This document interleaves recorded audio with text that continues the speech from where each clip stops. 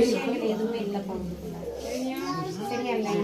உடல் ரீதியா இது வந்து 16 வயசுல ஆரம்பிச்ச விஷயம். புரியுதா இல்லையா?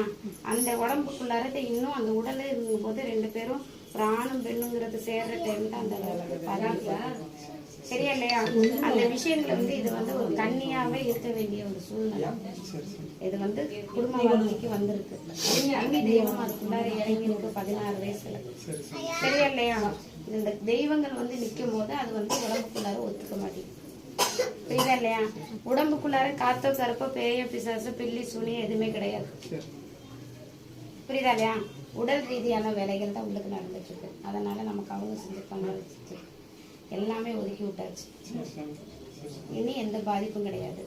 9 நாளைக்கு எலுமிச்சங்காய் குடிச்சுதான் அந்த தாக்கத்தை நான் நிறுத்தி கொடுப்பேன். ஓரளவுக்கு நான் நிறுத்தி இருக்கேன்.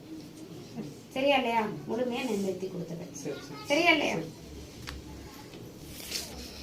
இடத்துல எல்லாம் எந்த ஒரு பிரச்சனையும் இல்லை. நல்லபடியா இருக்கு. சோமு